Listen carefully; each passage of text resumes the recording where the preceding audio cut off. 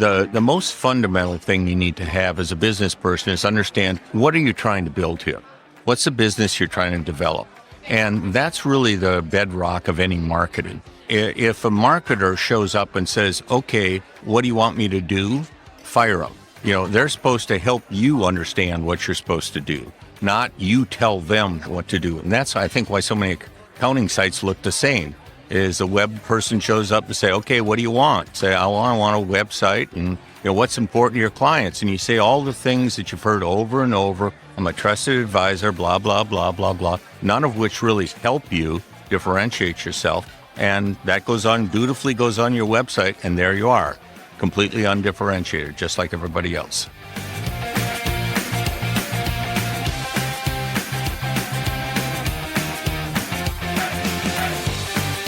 Welcome to a special interview episode of the Cloud Accounting Podcast, recording live at AccountingWEB Live in San Diego. I'm Blake Oliver. I'm David Leary. And joining us today is Lee Frederiksen, Managing Partner at Hinge Marketing. Great to see you, Lee. Pleasure to be here. I very much admire the work of your firm. I first encountered it, I guess, back in 2018 when I came across the high growth study that you do. I don't know if that's something that you're still putting out, is it? We are. Every year? Mm-hmm. And there's some really amazing statistics in that study about no growth, average growth, and high growth firms. Mm-hmm. And I'm wondering if you could kick things off by talking about the differences between those firms. Sure. And the no growth firms are defined as you'd expect, the firms that don't grow. The high growth firms are the ones that are having at least 20% compound annual growth. So they are, in fact, growing faster. 20%. 20% compound annual growth. They are moving forward. And as it turns out, they're also more profitable than the slow-growing firms. So it's hard to find what's wrong with being a high-growth firm. And what makes a firm high growth? Usually, when you look at it across, there's multiple things. There's things that have to do with the people they have. They tend to have folks that are more trained. And if they don't have those folks on board, they tend to outsource more. So they get the access to the talent one way or another. Second thing they do is focus. They're much more likely to be focused on a particular niche or niches and differentiate themselves well, spaced from other folks. And they're also much more likely to be using digital kind of marketing. In other words, they're following where their clients are. Their clients are looking online to find out about what's happening, how do I solve this problem, what do I do with this issue, and they're more likely to be there where their clients can find them. And then finally, there's the whole strategy thing. They tend to be looking a little bit further ahead. They're less worried about what the competition is doing, what's happening in the market, and they're focused on where are our clients and how can we give them value. So at a high level, that's what really differentiates it. Let's take a step back. Tell us about Hinge Marketing. You founded it. No, I didn't. You didn't? No, I was a client. You were a client? That's right. Okay, just like the razor things. And I sold the firm I had. What kind of firm was that? It was a consulting firm that was focused on helping firms grow, take the next level. What did they need to do? What kind of infrastructure did they have to put in place? That sort of thing.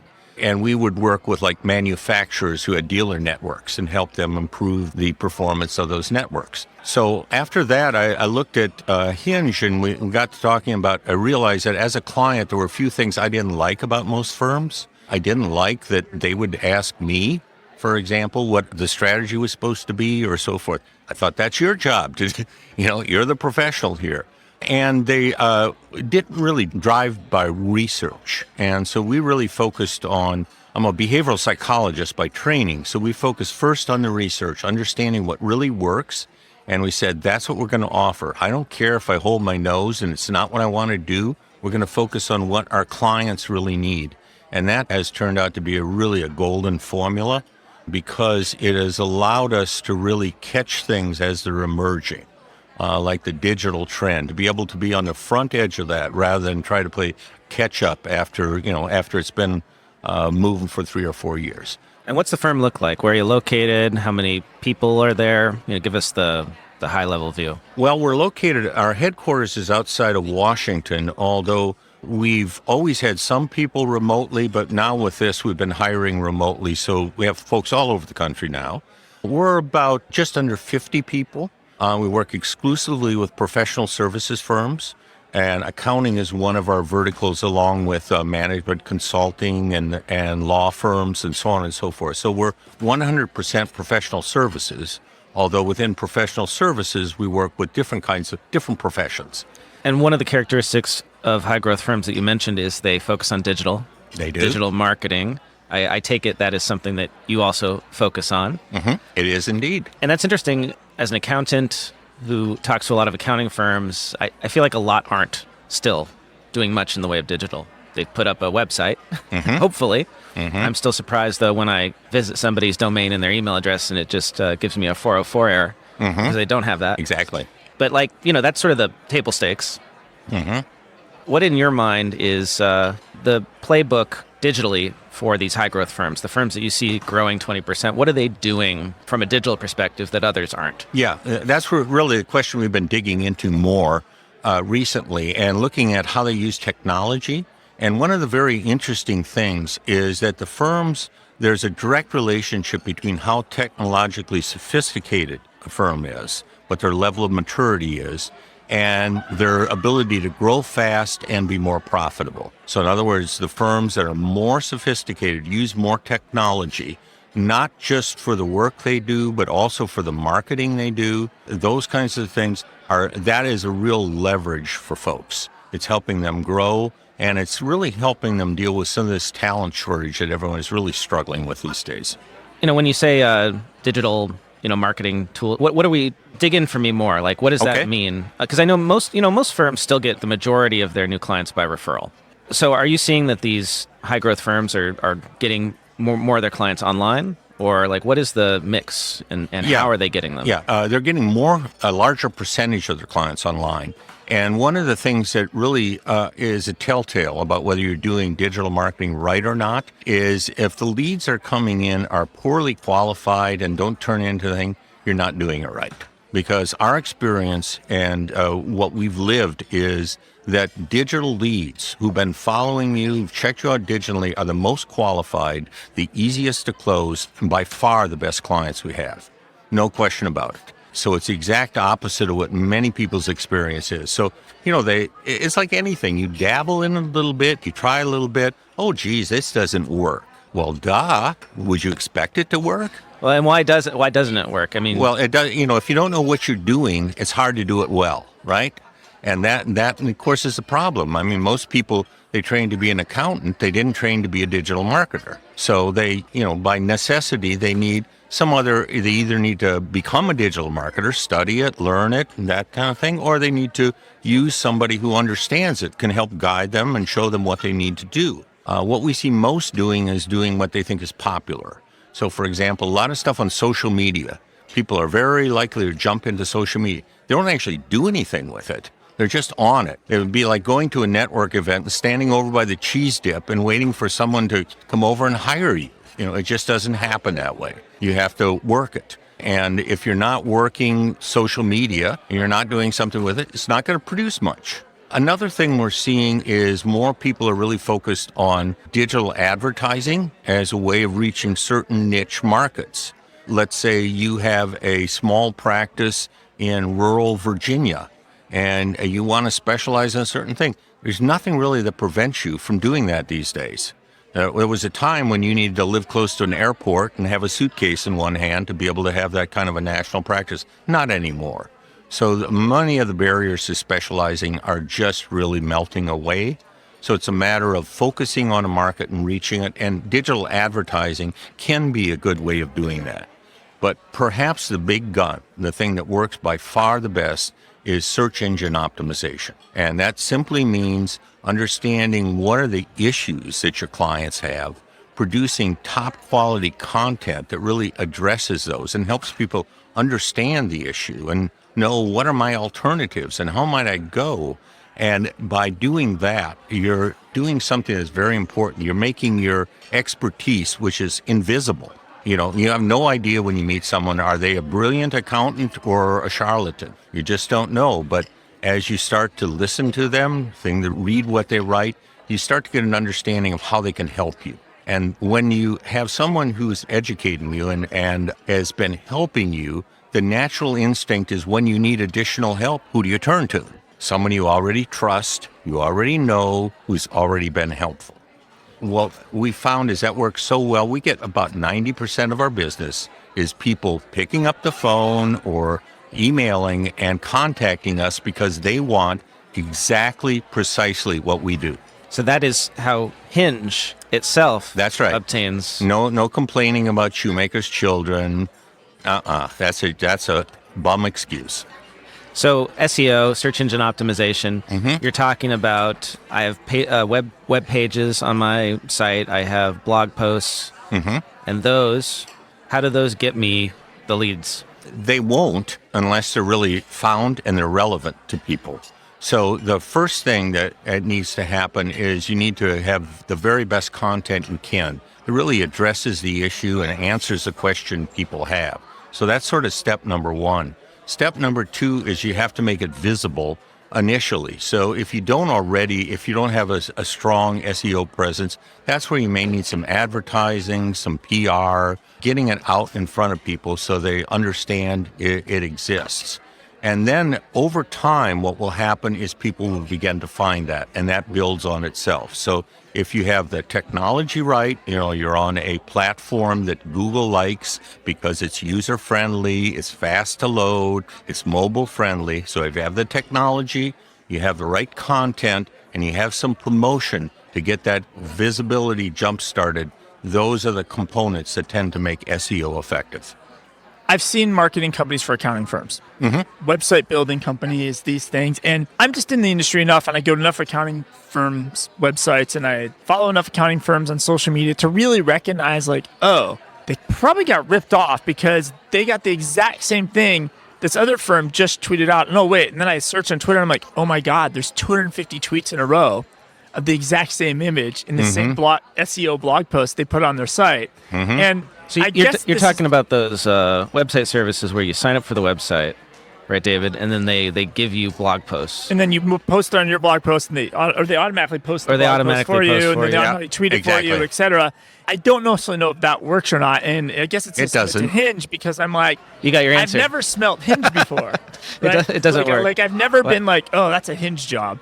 I've never. It's so you're obviously doing something right. So, why doesn't it work though? Yeah. Why doesn't it? Well, it doesn't work because of duplicate content. What Google and all the search engines hate more than anything else is duplicate content. Content that's over because they don't know what's the original source on that. So you get dinged for that. So if you ever want to do something really stupid, do that because it'll track and say, no SEO for you. Just because you've got content, everybody else has the same content. You're not the originator of that. Sorry, you're not getting any traffic. So that's why it doesn't work. It seems to work because it looks like it's going to be easy. You just do one thing and all that, that difficult marketing stuff is all done for you. Just like people, they say, well, can I just do one simple thing and all the accounting and taxes and stuff is done for me? Yeah, of course we want a simple, easy answer. But as most things in life, the simple, easy answer isn't the correct answer. What are some other pitfalls that accounting firms fall into when it comes to marketing? Well, one of the pitfalls is they try to look like other accounting firms because they feel like that's going to be safer. Oh, look, everybody having blue. I better do blue. Oh, look, everybody says they're a trusted advisor. I better say I'm a trusted advisor. Now, the fact that when you actually ask real clients, no one goes out looking for a trusted advisor. I don't think I've ever run across somebody who says, I want a trusted advisor. They want to help somebody that's going to do their revenue recognition issue or their tax problem or something, and you become a trusted advisor. But saying you're a trusted advisor is right up there with saying, I'm honest. It's expected. The fact that you're saying it, sort of obviates the reality. We're not criminals. Put Yeah. that on your website. I think the famous Nixon quote, I am not a crook. I'm not a crook. Put that on the bottom of your, Yeah, your exactly. website. Exactly. If a company, an accounting firm is ready to take that step, and I'm assuming it's a slightly bigger firm, right? Because this is an end-to-end thing from their logo. You might want to think about your rebranding. You might think about your social media. Can it all be outsourced, or do you need to kind of think about growing to the size where, okay, I'm going to have a CMO at my firm? And then what's the right size, the journey? How do you know you're ready to take that next step in your marketing? Yeah, the most fundamental thing you need to have as a business person is understand, what are you trying to build here? What's the business you're trying to develop? And that's really the bedrock of any marketing. If a marketer shows up and says, okay, what do you want me to do? Fire them. They're supposed to help you understand what you're supposed to do, not you tell them what to do. And that's, I think, why so many accounting sites look the same. Is a web person shows up to say, okay, what do you want? Say, I want a website, and what's important to your clients? And you say all the things that you've heard over and over. I'm a trusted advisor, blah, blah, blah, blah, blah, none of which really help you differentiate yourself. And that dutifully goes on your website, and there you are, completely undifferentiated, just like everybody else.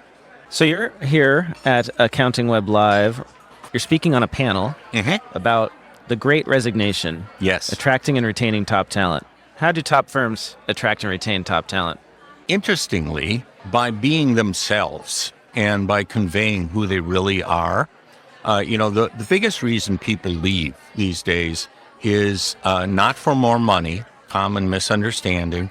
The biggest reason they leave is because of the relationship with their boss, their coworkers, not feeling respected, supported, not listened to, those kinds of things. So it's really having a clear understanding of, it's important for us to have the right culture and to really work on the culture. So, for example, two things employees want these days is that, what would make it better? What benefit do you really want? Number one, happy hours.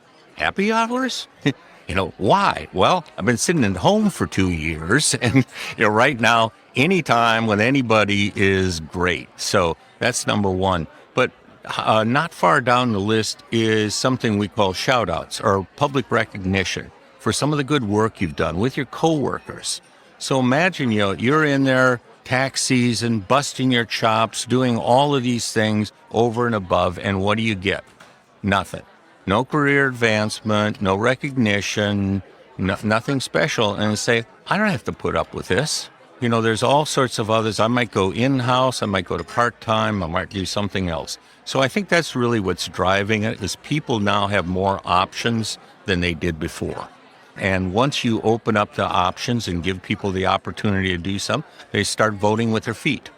So tying into this Great Resignation, and I was in a conversation with a startup here at the conference, one of the sponsors, and there's lots of these apps, and all these apps have marketing departments and marketing companies, and overwhelming, and even me with the podcast, when I work with sponsors, I'm working with marketing company, and 3 months later, it's a different marketing person at that company, and 3 months later, it's a different. Why in marketing, and hopefully there's probably an answer here you're going to give me that maybe ties back to firms or question possibly, but how come marketing departments at all these crazy tech startups with all these huge marketing budgets, they're blowing up Facebook ads and Google ads and all this stuff, why do they have such high turnover in their people in these marketing departments? So you're supposed to be it's a behavior psychologist, right? Because I feel like there's an answer or learning for accounting firm owners from the answer you're going to give me for this, maybe. Yeah. I don't think it's for fundamentally different reasons. On one hand, they have lots of opportunities to do other things, but being a marketing person in a startup is not an easy course. Just like being a marketing person in an accounting firm. Talk about a thankless doggone job. Think back about it to, when I started, when I was a young pup in it, all the people who did marketing were just administrative people who happened to be somebody's assistant or something. And they could schedule an event and hold an event or something like that. And that became sort of legacy what marketing is. It's administrative, low-value function that we don't really respect. We don't look up to. We don't listen to. All the things where they should be at the table on what are our products, what are our targets, how are we going to recruit, they're not at the table on almost any of them. You're in a job where you're not respected, you're not listened to, why wouldn't you quit? What you said made me remember something. I was interviewing for a marketing position at a large firm. And the CMO there, or marketing director there, told me that they really focus mainly on the individual partners. So they would go out and they would do events and they would create marketing collateral, brochures, web pages, featuring the expertise of the individual partner. And I feel like that is how marketing has been used. The rainmaker approach, yeah. Yep. Yeah, so you take your rainmaker and you make them make more rain. Right.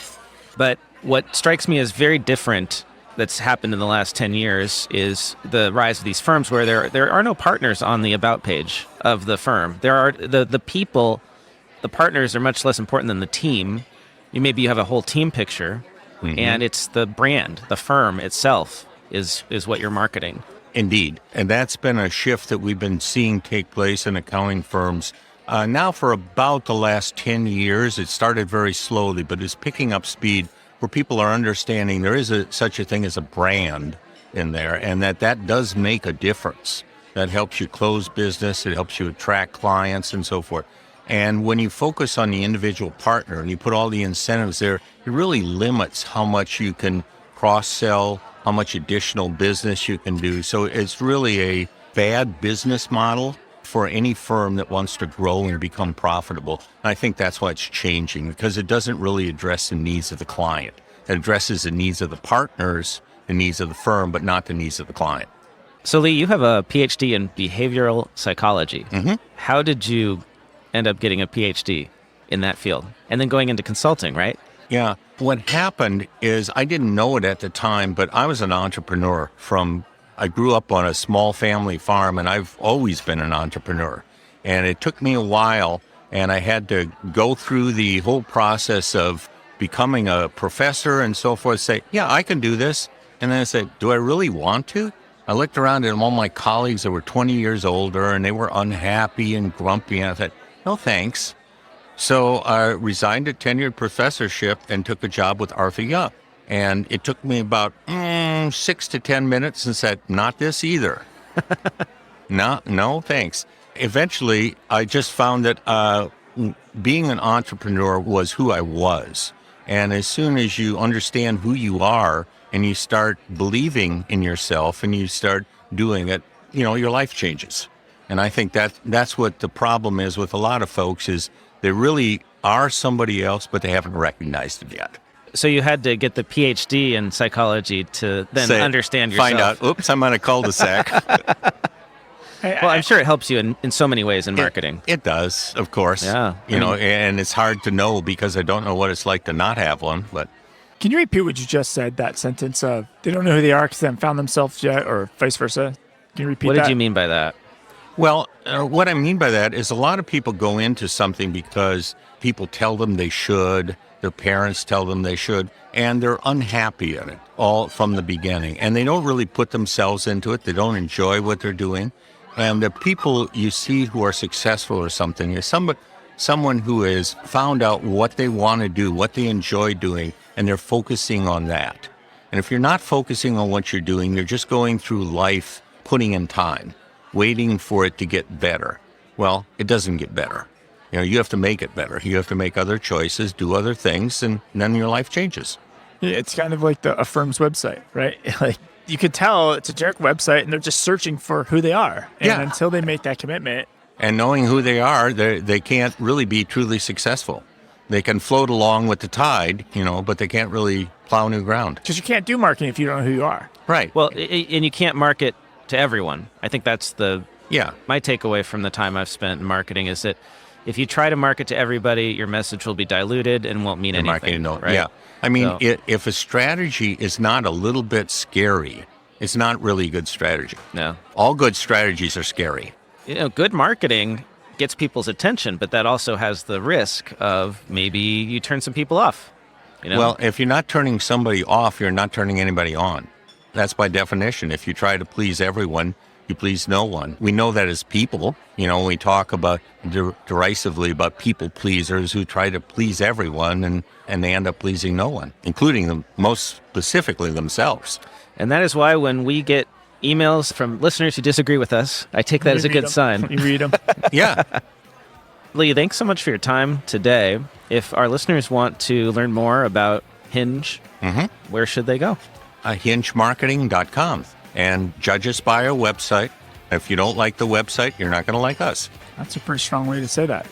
Beautiful. Thanks very much. My pleasure.